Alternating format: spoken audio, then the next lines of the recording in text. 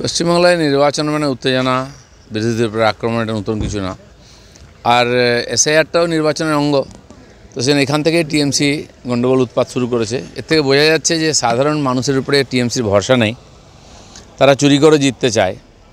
এখন থেকে ভয়ের পরিবেশ তৈরি করছে, ভুয়ো ভোটার ঢুকিয়ে জেতার চেষ্টা করছে। কিন্তু আমার যেটা মনে হয়, বিহারে যেভাবে শান্তিপূর্ণভাবে হয়েছে আর স্বচ্ছ, এখানেও এসআইআর কমপ্লিট হবে, বিএলওরা সে কাজ করবে, বাকি কমিশন করবে। তো ভয়ের পরিবেশ তৈরি করে ভোটে জেতার এই যে এদের যে পরম্পরাটা, ওটা এবারে চেঞ্জ হবে। আধার থাকলেই এসআইআর হয়ে যাবে বলছেন বিকাশ ভট্টাচার্য। তারপরেও যদি নাম বাদ যায় তাহলে আইনজীবীরা রয়েছেন। না, আইনজীবীরা আছেন, ইলেকশন কমিশন শেষ কথাই বলবে।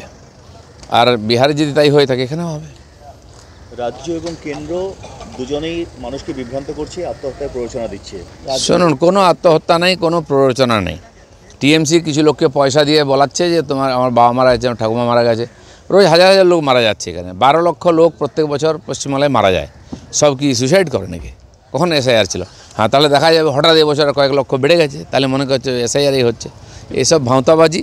কেউ মারা যাচ্ছে না, মানুষ স্বাভাবিকভাবে মারা যায়। চিকিৎসা ব্যবস্থাই ঠিক নেই পশ্চিমবাংলায়, লোক এমনিতেই মারা যাচ্ছে, ভয় পাওয়ার দরকার নেই।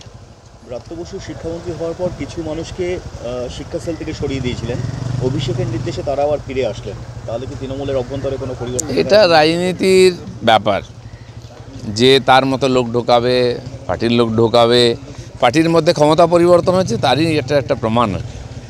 তারকেশ্বর স্টেশনে 4 বছরের শিশুকে ধর্ষণের অভিযোগ, ঘুমিয়ে থাকা শিশুকে তুলে নিয়ে গিয়ে ধর্ষণ। দুঃখজনক পরিস্থিতি পশ্চিমবাংলায়। এই ধরনের ঘটনাটা সাধারণ ঘটনা হয়ে গেছে, মহিলাদের বাচ্চাদের অত্যাচার। কিন্তু এটা সামাজিক একটা বিকৃতিও বটে। খালি আইন কানুন যেমন একটা দিকে আছে, সামাজিক সচেতনতার ব্যাপারও আছে। তা নাহলে এগুলো ঘরের মধ্যে যদি হয়, পাড়ার মধ্যে হয়, পুলিশ প্রশাসন তো বাঁচাতে পারবে না। কিন্তু সমাজ যদি এর জন্য সচেতন না হয়, তাহলে এর সম্মুখীন আমাদের হতেই হবে। ইডেনে বিশ্বজয়ী বাংলার রিচাকে সংবর্ধনা জানালেন মুখ্যমন্ত্রী মমতা বন্দ্যোপাধ্যায়। প্রধানমন্ত্রী জানিয়েছেন পুরো টিমকে, তাদেরকে ডেকেছেন, বাড়িতে খাইয়েছেন। আর এই মেয়েরা আমাদের দেশের গর্ব। মমতা ব্যানার্জি বলেছিলেন মেয়েরা যেন রাত্রে না বেরোয়, বাইরে না যায়। আর যারা বিশ্ব জয় করে এলো তাদেরকে যে সম্বর্ধনা দেন, তার মানে উনি যেটা বলছেন ব্যবহারে রাজনৈতিক কারণে বলছেন, হওয়া উচিত যেটা আমাদের মেয়েরা করে দেখিয়েছে।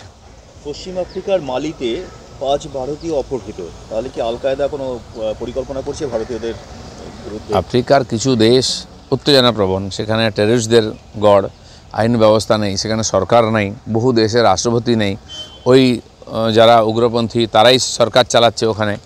ওইসব দেশে এই ধরনের রিস্ক থাকে। আমাদের দেশের শান্তি সেনা ওইসব বিভিন্ন দেশেতে গেছে। তো আমার মনে হয় সরকার নেগোসিয়েশন করে ওদেরকে নিয়ে আসতে পারবে।